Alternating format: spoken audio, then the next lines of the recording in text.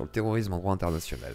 On va parler de terrorisme et de droit international, et on va se rendre compte à quel point il est possible que même Amnesty International qui affirme des choses disent des bêtises, et je vais vous expliquer pourquoi. Le terrorisme n'existe pas en droit international, répond Agnès Calamard. Face à des critiques émises contre Amnesty International, il n'y a pas de définition juridique. Ce que le Hamas a fait, c'est un crime de guerre. Ça pourrait même être un crime contre l'humanité. Alors, on va voir s'il y a dit vrai. D'abord, écoutons-la. Amnesty International, Amnesty qui est sous le feu des critiques depuis une semaine en France, après que Jean-Claude Samouillet, qui est président... Et merci Sayan pour les 2 abonnements à la Claudie sur Kik. Et attends, du coup, toi je te mets un petit 11 balles de Tom Bombadil. Voilà, comme ça comptera 11 balles pour le coup, 2 subs sur Kik, même si c'est moins, mais parce que comme ils prennent moins d'argent dessus, voilà. Voilà, c'est pour ça, il y a un petit avantage. Donc ça fait avancer plus vite.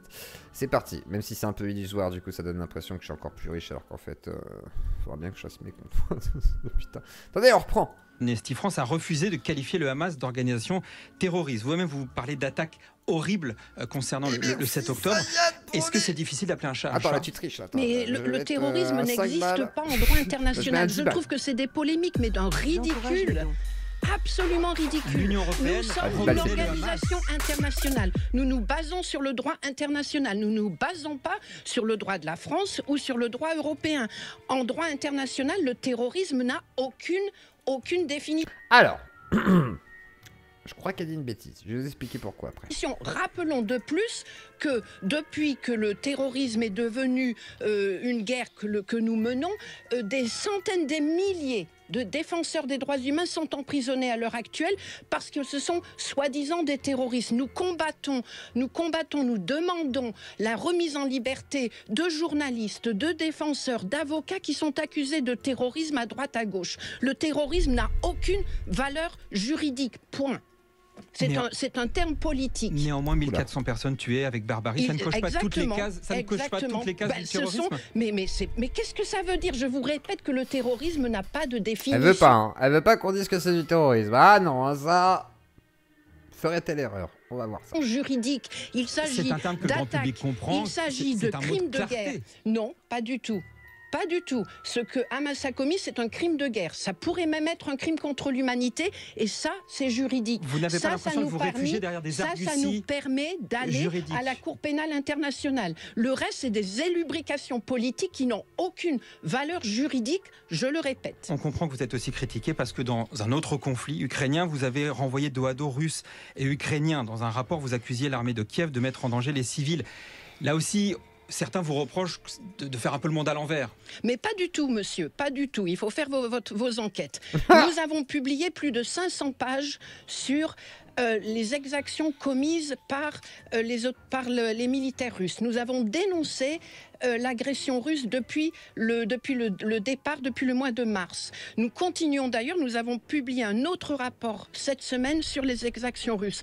Et vous comparez ces 600 pages de travail de mes collègues sur le terrain avec donc 3 pages, sur une exaction, sur une violation du droit international par les autorités ukrainiennes. On ne fait absolument pas, on n'a absolument pas mis dos à dos ces deux États. Absolument, les faits sont là et nos dires sont là pour le prouver. Alors pourquoi qu'elle dit de la merde, madame? Eh ben on va le savoir tout de suite.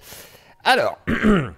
C'est une experte française en droit de l'homme, hein. Du coup, rapporteuse spéciale du Conseil des droits de l'homme des Nations Unies sur les exécutions extrajudiciaires, sommaires ou arbitraires. Porte-parole d'Amnesty International, d'accord? Sauf que, ça n'existe tellement pas en droit international qu'il y a une convention, donc le terrorisme, hein, ça n'existe pas en droit international, on peut pas le définir. Ça n'existe tellement pas que dans la convention de Genève, le 16 novembre 1937 pour la prévention et la répression du terrorisme. Donc c'est le papier qui est là. Voilà, c'est le papier que je vous montre là. Attendez, je vous le montre en grand. Tac, tac, tac. Là, il y a des trucs là. Alors ce que je vais faire, c'est que je vais vous lire un passage, parce que je vais pas tout vous montrer, mais je vais vous donner le lien. Et vous pourrez le lire en entier, je vous invite à le lire en entier. Et il y a un passage spécifique que j'ai en screen. C'est l'article 1, alinéa 2, qui dit... Tac, et je me l'ai agrandi pour pouvoir le lire.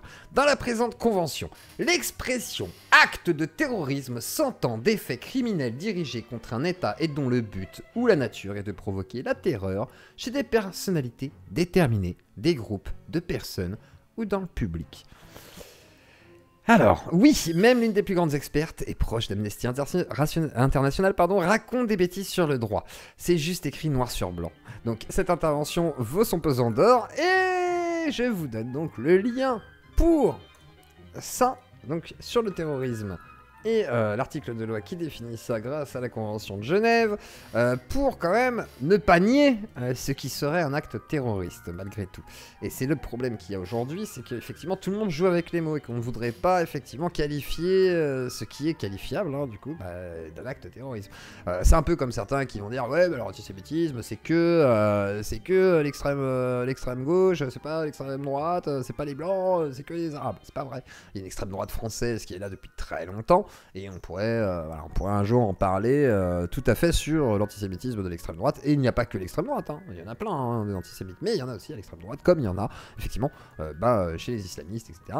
Machin. Peut-être que c'est plus répandu dans un camp ou dans un autre, c'est possible, mais on n'est pas là pour compter pour l'instant. Donc voilà, madame la dame d'Amnesty, là, hein, madame. Eh bah non, Agnès, Calmar. Mais dis donc, arrêtez de raconter n'importe quoi.